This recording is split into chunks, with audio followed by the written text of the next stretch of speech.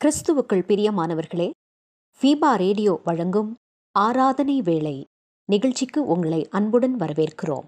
தேவன் ஆவியாய் இருக்கிறார்.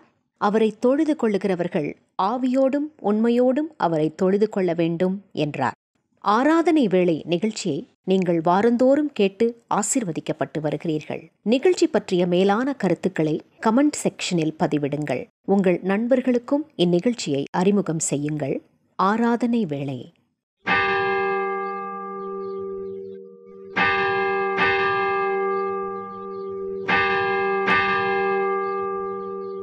ஆராதனை வேளை.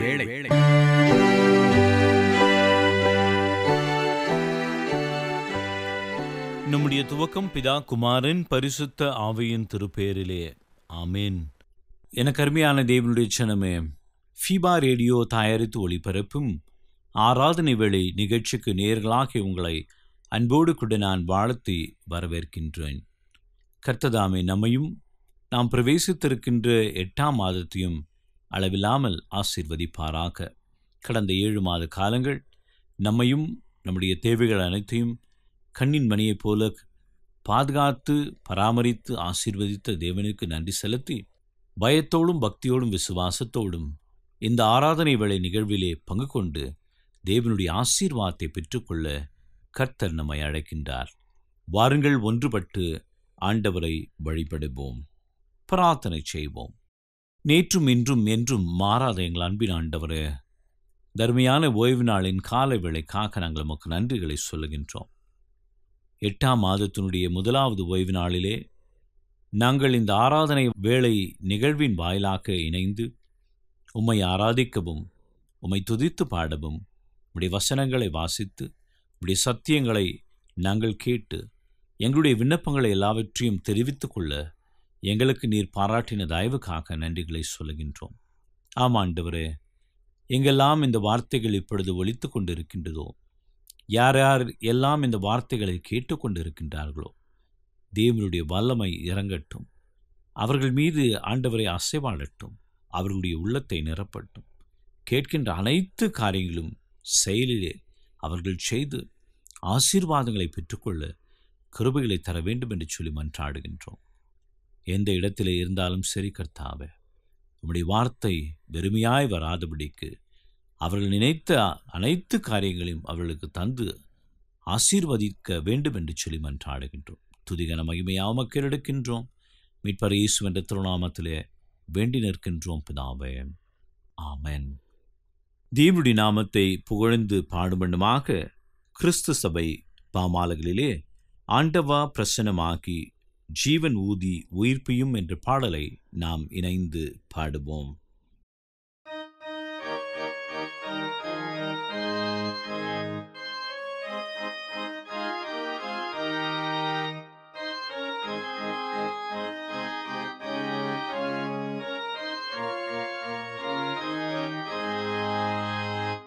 ஆண்டவா பிரசன்னமாகி ஜீவனூதி உயிர்ப்பியும், ஆசை காட்டும் தாசன் மீது ஆசீர்வாதம் ஊற்றிடும்.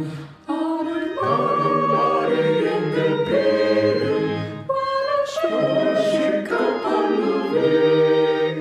ஆசையோடு நிற்கிறோமே, ஆசீர்வாதம் ஊற்றுவேன்.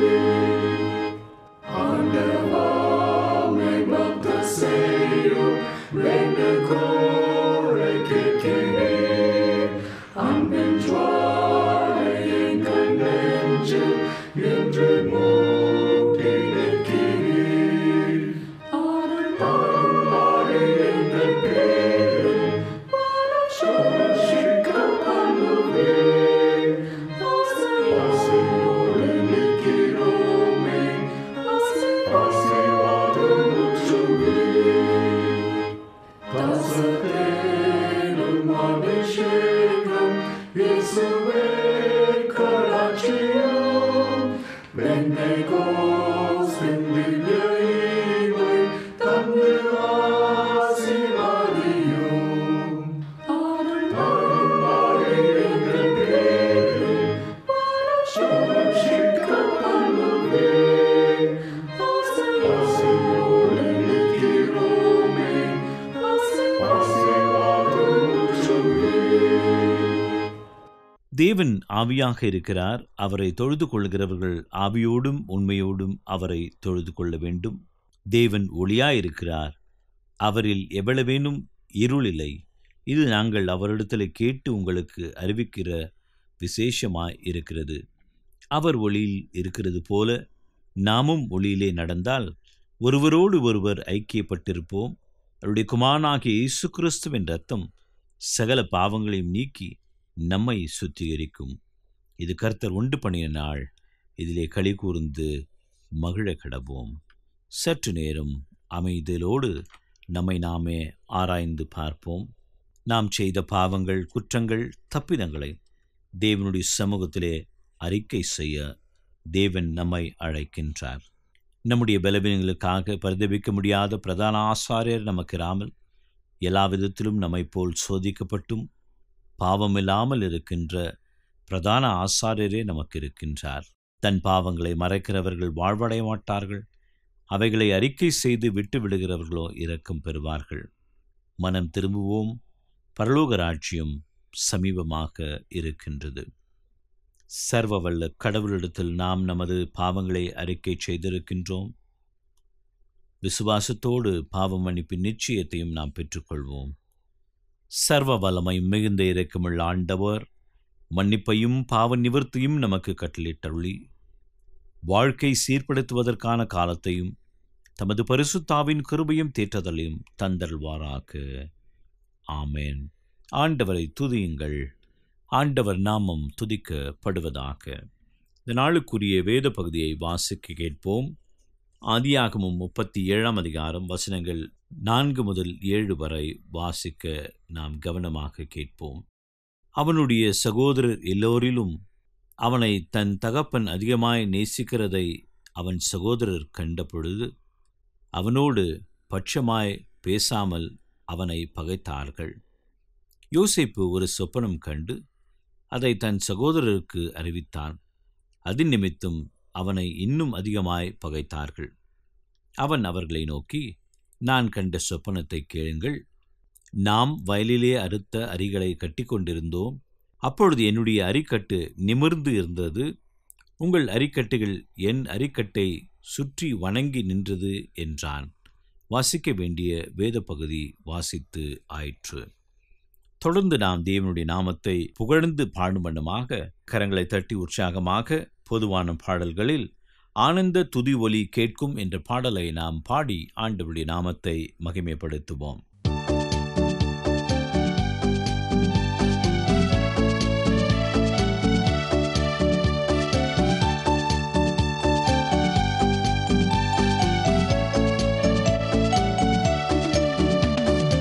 ஆனந்த துதி ஒலி கேட்கும், ஆடல் பாடல் சத்தமும் தொனிக்கும். ஆகாய விண்மீனாய் அவர் ஜனம் பெருகும், ஆண்டவர் வாக்கு பலிக்கும். அல்லேலூயா. ஆகாய விண்மீனாய் அவர் ஜனம் பெருகும், ஆண்டவர் வாக்கு பலிக்கும். மகிமைப்படுத்துவேன் என்றாரே, மகிமனின் பாசம் பெரிதே. மங்காத புகழுடன் வாழ்வோம், வாழ்ச்சி பெற்று உயர்ந்திடுவோமே. குறுகிட மாட்டோம், குன்றிட மாட்டோம், கரையில்லா தேவனின் வாக்கு. அல்லேலூயா. குறுகிட மாட்டோம், குன்றிட மாட்டோம், கரையில்லா தேவனின் வாக்கு. ஆனந்த துதி ஒலி கேட்கும், ஆடல் பாடல் சத்தமும் தொனிக்கும். ஆகாய விண்மீனாய் அவர் ஜனம் பெருகும், ஆண்டவர் வாக்கு பலிக்கும். அல்லேலூயா. ஆகாய விண்மீனாய் அவர் ஜனம் பெருகும், ஆண்டவர் வாக்கு பலிக்கும்.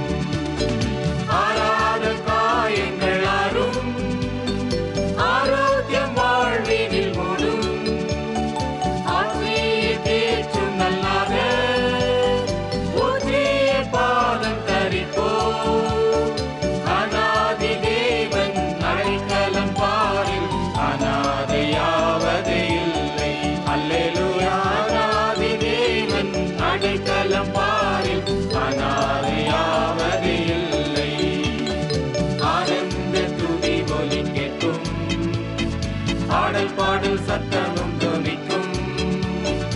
ஆகாய விண்ணினாய் அவர் ஜனம் பெருகும், ஆண்டவர் வாக்கு பலிக்கும். அல்லேலூயா. ஆகாய விண்ணினாய் அவர் ஜனம் பெருகும், ஆண்டவர் வாக்கு பலிக்கும். ஆகோக்கும் தேவன் நம் தேவன், பாரினில் வேறில்லை பாக்கியம்.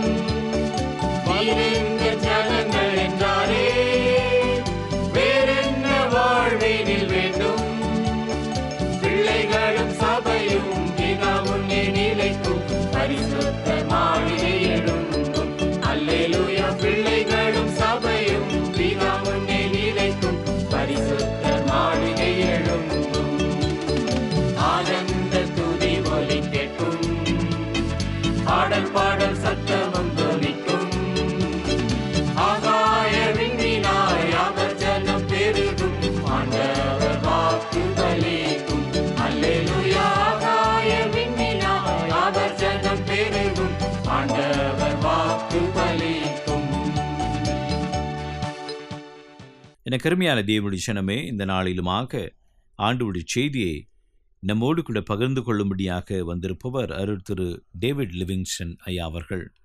அருட்திரு டேவிட் லிவிங்ஸ்டன் ஐயா அவர்கள் ஆண்டவருடைய சத்தியத்தை நம்மோடு கூட இப்பொழுது பகிர்ந்து கொள்கின்றார். விசுவாசத்தோடு கூட ஆண்டவருடைய செய்தியை கேட்போமாக. ஃபீபா ரேடியோவின் ஆராதனை வேளை நேயர்களுக்கு எனது அன்பான வணக்கத்தையும் வாழ்த்துக்களையும் தெரிவித்துக் கொள்கிறேன். கிறிஸ்துவுக்குள் அன்பானவர்களே, இந்த நாளின் காலை வேளையிலே ஆண்டவருடைய சமூகத்திலே அவருடைய வார்த்தைக்காக காத்திருக்கிற நம்மிடத்திலே ஆண்டவர் இன்று ஒரு சத்தியத்தை விளக்க இருக்கின்றார். வேதத்திலிருந்து நாம் அதை பார்க்க இருக்கின்றோம்.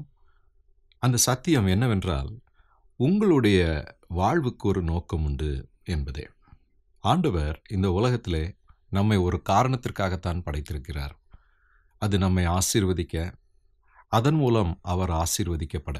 ஒருவேளை இந்த காலை வேளையிலே நீங்கள் மன வருத்தத்தோடு, நான் ஏன் இந்த உலகத்திலே வாழ்கிறேன், இப்படிப்பட்ட ஒரு பிரச்சனைகளோடு, குறைவுகளோடு, ஒருவேளை மனிதர்கள் என்னை கண்டுகொள்ளவில்லை, என்னை ஒதுக்குகிறார்கள், என்னுடைய வாழ்க்கை ஒவ்வொரு நாளும் போராட்டமாக இருக்கின்றது, இப்படி ஒரு வாழ்க்கை தேவையா என்று நீங்கள் யோசிப்பீர்கள் என்றால், ஆறுதலின் தேவன், ஆசீர்வாதத்தின் தேவன், உயர்ந்த தேவன், உன்னத தேவன் உங்களை இந்த வேளையிலே சந்தித்து சொல்லுகிறார், மகனே மகளே, உன் வாழ்வுக்கு ஒரு நோக்கம் உண்டு. வேத வசனங்களை நாம் ஆராய்ந்து பார்க்கும்போது அநேக காரியங்களை இந்த உண்மையின் அடிப்படையிலே தெரிந்து கொள்கின்றோம். இன்றைக்கு யோசேப்பு என்ற ஒரு மனிதனுடைய வாழ்க்கையிலிருந்து ஒரு சில காரியங்களை நாம் சிந்திக்க இருக்கின்றோம். யோசேப்பு என்ற ஒரு வாலிபன் தன்னுடைய பெற்றோருக்கு 11வது மகன். அவன் ஒரு விசேஷ மகனாக காணப்பட்டதினாலே அவனது தந்தையாகிய யாக்கோபு அவனை அதிகம் நேசித்தார். அவனுடைய காலத்திலே வாழ்வு கொஞ்சம் வித்தியாசமானது. மக்கள் எல்லாம் ஆடு மாடுகள் மேய்க்கவும் பயிர் செய்யவும் இப்படியாக காணப்படுவார்கள். அப்படிப்பட்ட சூழ்நிலையிலே ஆண்டவர் தெரிந்து கொண்ட சந்ததியாகிய யாக்கோபின் பிள்ளைகள் இந்த 12 பேரும் ஆண்டவருடைய நோக்கங்களை அறியாமல் இருந்தாலும் ஆண்டவர் அவர்களை மிகவும் தெளிவாக அறிந்து வைத்து அவர்கள் வாழ்வின் ஒவ்வொருவருக்கும் ஒரு நோக்கத்தை வைத்திருந்தார். குறிப்பாக யோசேப்புக்கு ஒரு பெரிய நோக்கத்தை வைத்திருந்தார் என்பதை நாம் பார்க்கின்றோம். இதை எப்படி நாம் கண்டுபிடிக்கலாம் என்றால், ஆதியாகமம் 37ஆம் வசனத்திலே யாக்கோபு தன்னுடைய மகன்கள் அனைவரையும் ஆடு மேய்க்கும்படியாக அனுப்பிவிட்ட பின்பு அவனோடு கூட யோசேப்பு, பென்யமீன் என்று சொல்லக்கூடிய 2 பிள்ளைகளையும் வைத்துக்கொண்டு, அதில் இந்த யோசேப்பு அதிகம் நேசிக்கிறான். பல வர்ண அங்கி என்று சொல்லக்கூடிய ஒரு விசேஷ ஒரு சட்டையை தைத்து அவனுக்கு கொடுத்தான். அவனுடைய நடவடிக்கைகளை பார்க்கும்போது அவன் தன்னுடைய தகப்பனுக்கு பிரியமாக நடந்து வருவதோடு கூட தன்னுடைய அண்ணன்மார்கள் செய்யக்கூடிய தப்பையும் அவ்வப்போது அவன் பெற்றோருக்கு சொல்லி வருவான். இதனால் அவனை அனைவரும் வெறுத்தார்கள். இவனை எப்படியாவது பழிவாங்க துடித்தார்கள். ஆனால் யோசேப்புடைய வாழ்க்கையிலே ஆண்டவர் ஒரு பெரிய திட்டத்தை வைத்திருந்தார். அது என்ன திட்டம் என்றால், யோசேப்பு ஒரு சொப்பனம் காண்கிறான். ஆதியாகமம் 37ஆம் அதிகாரத்திலே 5ஆம் வசனத்திலே பார்க்கிறோம். யோசேப்பு ஒரு சொப்பனம் கண்டு அதை தன் சகோதரருக்கு அறிவித்தான். அது நிமித்தம் அவனை இன்னும் அதிகமாக பகைத்தார்கள். அதாவது, வயலில் அறுத்த அரிக்கட்டுகளை கட்டி கொண்டிருந்த போது யோசேப்புடைய அரிக்கட்டு நிமிர்ந்து நிற்கிறது. மற்றவர்களுடைய அரிக்கட்டுகள் அவனுடைய அரிக்கட்டை வணங்கி நிற்கிறதாம். இன்னும் ஒரு சொப்பனத்தை அவன் கண்டு சூரியனும் சந்திரனும் 11 நட்சத்திரங்களும் என்னை வணங்கியது என்று தனக்கு வந்த சொப்பனத்தை சொல்லும்போது எல்லாரும் அவனை கிண்டல் பண்ணுறாங்க, அவன் மேலே கோபம் அடைகிறாங்க. நீ ஒரு சின்ன பையன், இந்த சொப்பனத்தை சொல்லி நீ வரக்கூடிய எதிர்காலத்தில் ஒரு பெரிய ஆளாயிடுவ, நாங்கள்லாம் உன்னை வணங்குவோன்னு சொல்லி நீ எங்களுக்கு சொல்ல வரியா என்று சொல்லி அவனை பகைத்தார்கள், வெறுத்தார்கள், அவனை கேலி செய்தார்கள். ஆனால் ஆதியாகமத்திலே இந்த 37ஆம் அதிகாரத்திலிருந்து பார்க்கும்போது அந்த சொப்பனத்தின்படியே தான் அவனுடைய வாழ்க்கை முழுவதும் நடந்து கடைசியிலே அவன் பக்கத்து நாடாகிய உலகத்திலே உயர்ந்த தேசமாகிய எகிப்து தேசத்திற்கு தலைவனாக மாறினான். இந்த சொப்பனத்தில் சொன்னப்பட்டது போலவே அவனுடைய சகோதரர்கள் அனைவரும் பெற்றோரும் அவனை பணிந்தார்கள். சிறு வயதிலேயே அவனுடைய வாழ்க்கையை முழுவதுக்குமாக ஆண்டவர் ஒரு திட்டத்தை வைத்திருந்தார். யோசேப்புக்கு யாரும் எந்த தீர்க்கதரிசியும் ஃப்யூச்சர் எப்படி இருக்கும்னு சொல்லலை.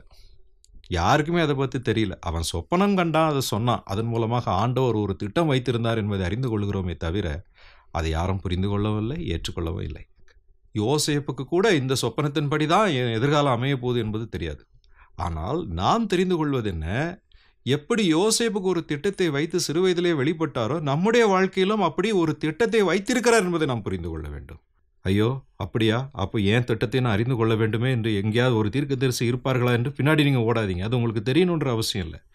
என்னுடைய வாழ்க்கையில் ஒரு திட்டம் வைத்திருக்கிறார் ஆண்டவரே, நீர் அதை நிறைவேற்றும். என் வாழ்க்கையில் மகத்துவமான தேவனாகிய நீர் செயல்படும்படியாக என் வாழ்க்கை முழுவதையும் பயன்படுத்தும் என்று நீங்கள் அர்ப்பணியுங்கள். அது போதும். உங்களுடைய வாழ்க்கை ஒருபோதும் குறைவுபடாது. என் ஆண்டவர் தம்முடைய திட்டத்தை, ஒரு மகத்துவமான திட்டத்தை நிறைவேற்றுவார் என்று விசுவாசித்து தைரியமாக அவருக்காக வாழுங்கள். அதுதான் சத்தியம். சரி, ஆண்டவருடைய திட்டம் எப்படிப்பட்டது என்று யோசேப்பு மூலமாக நாம் பார்க்கும்போது அது அவனுடைய வாழ்வு முழுவதுக்குமானது. அவனுடைய வாழ்வு முழுவதுக்குமானது. யோசேப்பை அவனுடைய தகப்பனார் தன்னுடைய மற்ற மகன்கள் ஆடு மேய்க்கும்படியாக சென்றிருப்பதினாலே அவர்களை பார்த்து வா என்று அனுப்புகிறான். எங்கெங்கோ தேடி கடைசியில் அவர்களை கண்டுபிடிக்கிறான் யோசேப்பு. தூரத்தில் யோசேப்பு வருவதை பார்த்த உடனே மூர்க்கமடைந்த அவனுடைய அண்ணன்மார்கள் இவனை கொன்னுறணும்னு நினைக்கிறாங்க. என்ன செய்கிறாங்க, அவனை தூக்கி ஒரு குழியிலே போட்டு விடுகிறார்கள். குழியிலே போட்டு இவன் இங்கேயே கிடந்து சாகட்டும் என்று. பிரியமானவர்களே, அவனை கொலை செய்யும்படியாக அவன் பயத்திலே, தனிமையிலே, அந்த குழிக்குள்ளே, அது எப்படிப்பட்ட குழி என்று தெரியவில்லை, அவன் வருத்தத்திலே பயமடைந்து திகிலடைந்து மரணமடைந்து விடுவான் என்று கூட அவர்கள் யோசிக்காதபடி போட்டார்கள். ஆனால் பிரியமானவர்களே, ஆண்டவர் அவன் வாழ்வு முழுவதுக்குமாக ஒரு திட்டம் வைத்திருந்ததினாலே அந்த கொலை திட்டம் செயல்படவில்லை. அவர்களுடைய சகோதரன் ஒருவன் மூலமாக வேறொரு வார்த்தையை அவர்கள் புரிய வைத்து அவனை அந்த குழியிலிருந்து எடுத்து ஒரு அடிமையாக வியாபாரிகளிடம் விற்று போட்டார்கள். அவனை மீதியானியர் என்று சொல்லக்கூடிய ஒரு கூட்டத்தினர் அந்த பகுதியாக வந்தபோது எகிப்திற்கு அவர்கள் சென்று கொண்டிருந்தார்கள். அவர்களிடத்திலே விற்று போட்டார்கள் என்று ஆதியாகமம் 37ஆம் அதிகாரம் 36ஆம் வசனத்திலே நாம் வாசிக்கின்றோம். அன்பானவர்களே, அன்று குழிக்குள்ளே போடப்பட்ட அந்த யோசேப்பு மரித்தானா? இல்லை. இன்றைக்கு ஒருவேளை நீங்கள் குழிக்குள்ளே போடப்பட்டிருக்கலாம். ஏதோ ஒரு ட்ராப்பில் நான் மாட்டிக்கிட்டேங்க, ஒரு வலையில் மாட்டிக்கிட்டேங்க, மனுஷங்க என்ன இப்படியாக தீலடைய செய்திருக்கிறார்கள், நான் உயிரோடு இருப்பனா இல்லையா தெரில, இந்த பிரச்சனை என்னை அழித்து விடுமா, நான் அழிந்து விடுவேனோ என்று நான் பயந்து கொண்டிருக்கிறேன். வேண்டாம் வேண்டாம், அப்படிலாம் பயப்படாதீங்க, அதெல்லாம் ஒன்றும் ஆகாது. ஏன், வாழ்க்கை முழுவதற்குமான திட்டம் தான் ஆண்டவர் உங்களுக்காக வைத்திருக்கக்கூடிய திட்டம். அதற்காகத்தான் ஆண்டவர் உங்களை தெரிந்து கொண்டார். தன்னுடைய உயிரையே கொடுத்து உங்களை உயிரை மீட்டு பரலோகம் வரைக்கும் உன்னை நான் கொண்டு போவேன் என்று சொல்லியிருக்கிறார். பிரியமானவர்களே, ஆண்டவருடைய திட்டம் வாழ்வு முழுவதுக்குமானது. யோசேப்புக்கு அப்படித்தான் அது இருந்தது. மட்டுமல்ல, ஆண்டவர் நம்முடைய வாழ்க்கையில் திட்டம் வைத்திருந்தால் அந்த திட்டத்திலே கூட வாழ்வின் மேடு பள்ளங்கள் இருக்கத்தான் செய்யும். மேடு பள்ளங்கள் யோசேப்புடைய வாழ்க்கையில் இருந்ததா? இருந்தது. இந்த மீதியானியர் யோசேப்பை எகிப்து தேசத்திற்கு கொண்டு ஒரு ராஜாவுடைய அரண்மனையில் இருந்த ஒரு தலைவனாகிய போத்திபார் என்பவனிடத்திலே அவனை விற்று போட்டார்கள். இஸ்மவேலரிடத்திலே யோசேப்பை போத்திபார் வாங்கி கொண்டான் என்று ஆதியாகமம் 39ஆம் அதிகாரம் 1ஆம் வசனத்திலே பார்க்கின்றோம்.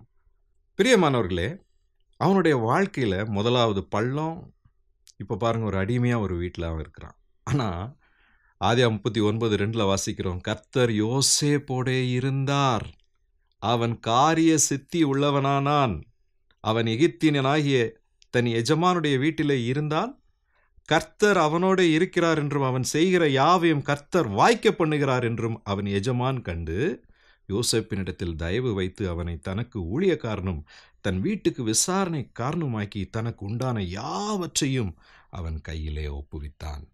வாழ்க்கையில் மேடு இருக்கும், பள்ளம் இருக்கும், பாலிடிக்ஸ் இருக்கும். ஆனால் பிரியமானவர்களே, ஆண்டவர் நம்மோடு கூட இருப்பார். வாழ்க்கை மேடு பள்ளங்களால் ஆனதுதான். ஆனால் கர்த்தர் யோசேப்போடு இருந்தார், உங்களோடும் இருப்பார். அவனுக்கு அங்கே ஒரு சோதனை வருகிறது. போத்திபாருடைய மனைவி மூலமாக பாவம் செய்யும்படியாக இச்சையை தூண்டுகிற சோதனை வருகிறது. அதை அவன் எதிர்த்து ஓடி வந்து விடுகிறான். அவளாலேயே பொய் சாட்சி சொல்லப்பட்டு தன்னுடைய கணவனுக்கு கோபம் வர வைத்து கடைசியிலே அந்த போத்திபார் யோசேப்பை சிறையிலே போட்டு விடுகிறான். சிறையில் 2 வருஷம் இருக்கிறாங்க. எப்படிங்க இப்படி ஒரு பாலிடிக்ஸ், இப்படி ஒரு அநியாயம் வாழ்க்கையில் நடக்குது? அவனை யாருமே நினைவு கூறலையா?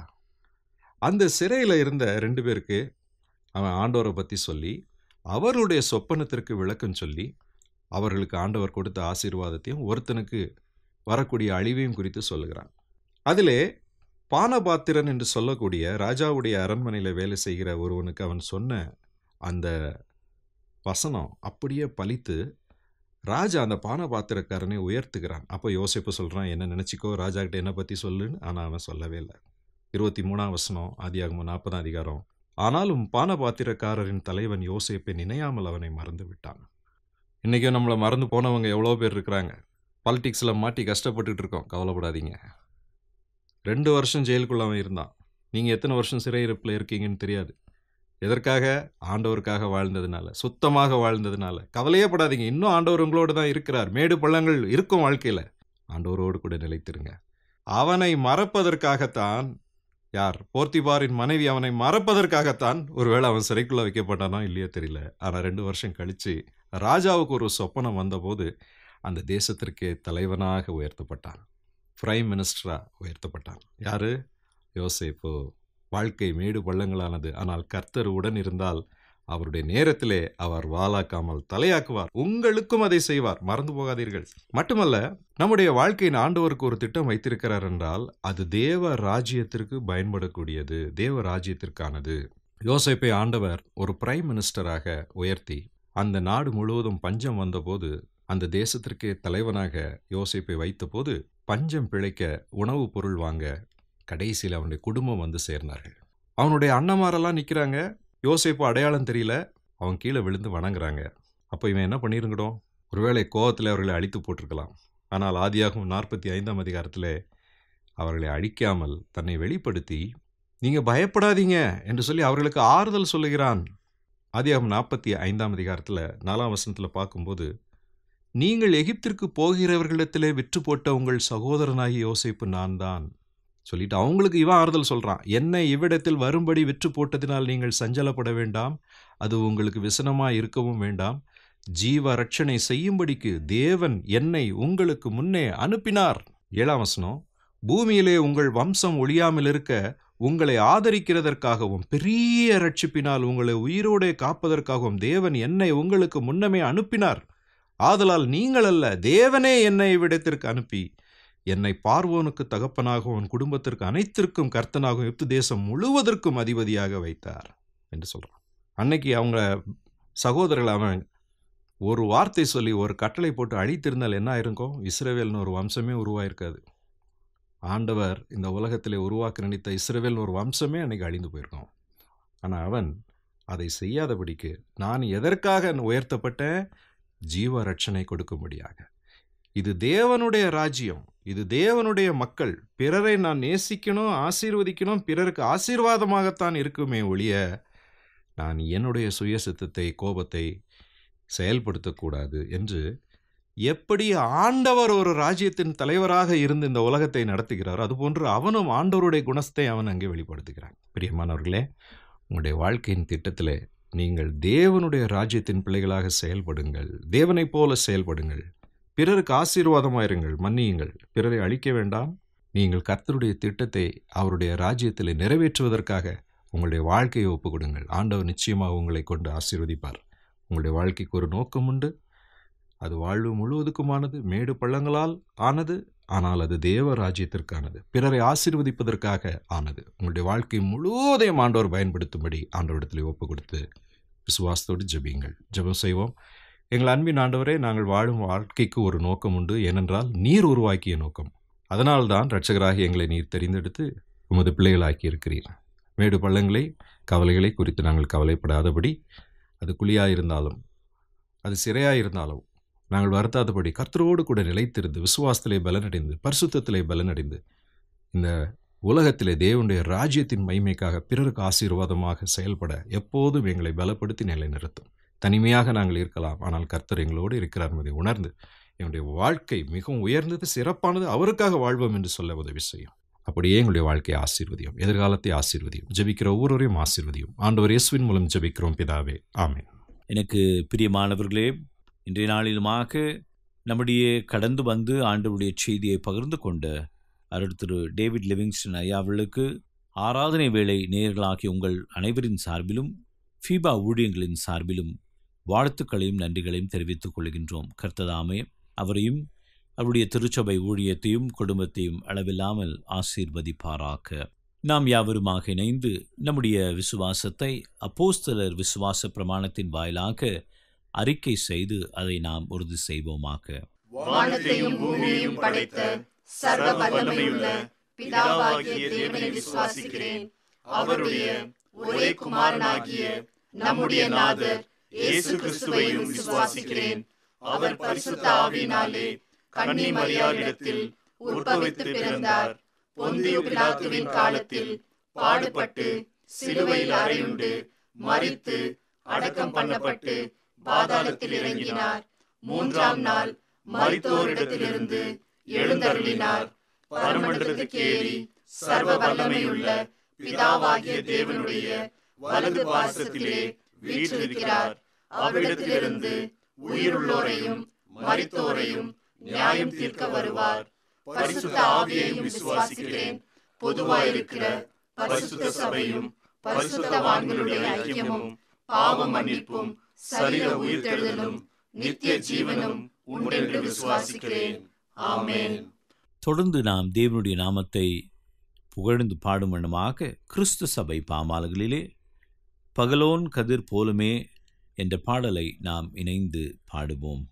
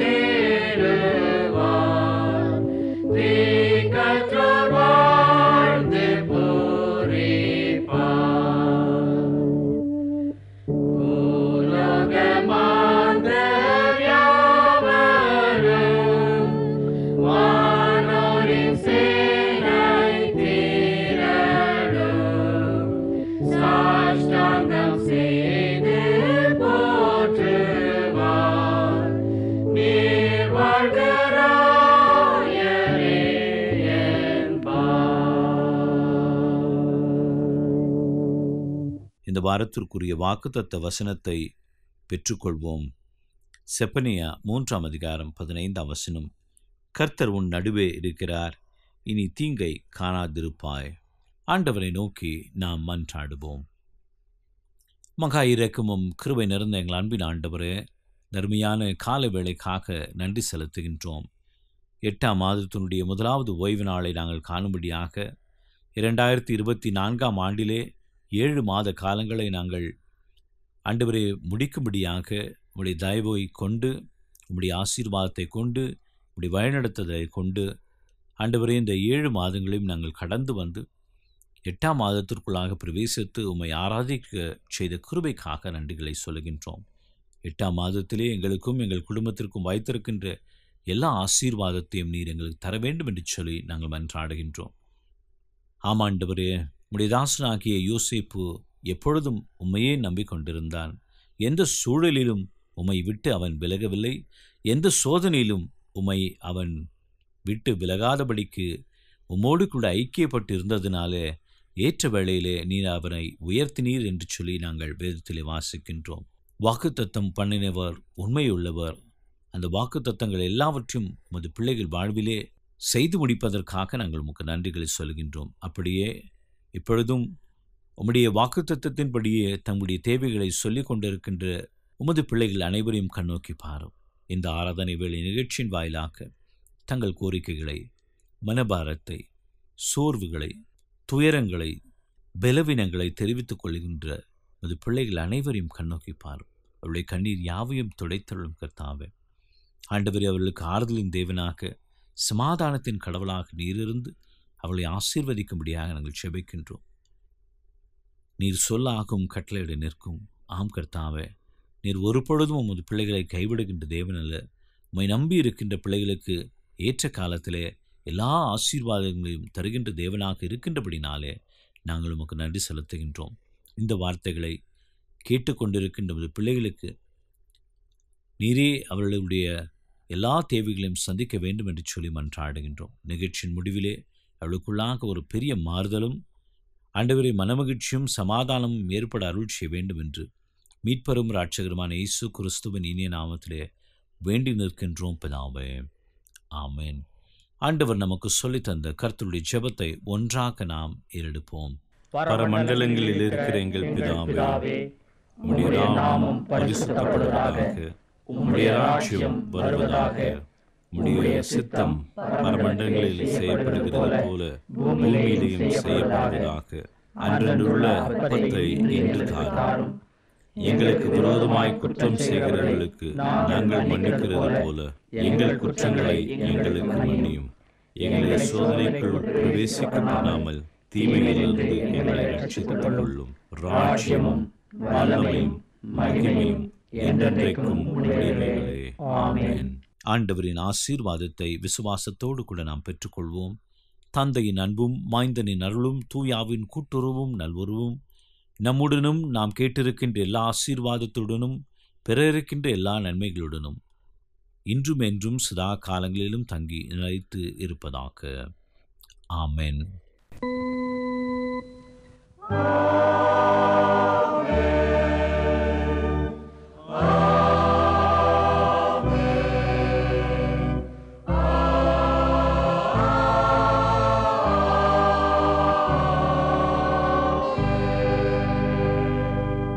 ஆண்டவர் உங்களோடு இருப்பாராக. சமாதானத்துடன் சென்று வாருங்கள். மீண்டும் நினைவுபடுத்துகிறோம் நேயர்களே, நீங்கள் ஃபீபா ரேடியோவின் நிகழ்ச்சிகள் பற்றிய தகவல்களை அறிந்து கொள்ள விரும்பினால் டிஸ்கிரிப்ஷன் பாக்ஸில் கொடுக்கப்பட்டுள்ள லிங்கை கிளிக் செய்யுங்கள். மேலும் நீங்கள் எங்களோடு தொடர்பு கொள்ள விரும்பினால் டிஸ்கிரிப்ஷன் பாக்ஸில் கொடுக்கப்பட்டுள்ள அலைபேசி மற்றும் தொலைபேசி எண்களை தொடர்பு கொள்ளலாம். வாழ்த்துக்கள் கூறி விடைபெற்றுக் கொள்கிறோம். வணக்கம் நேயர்களே.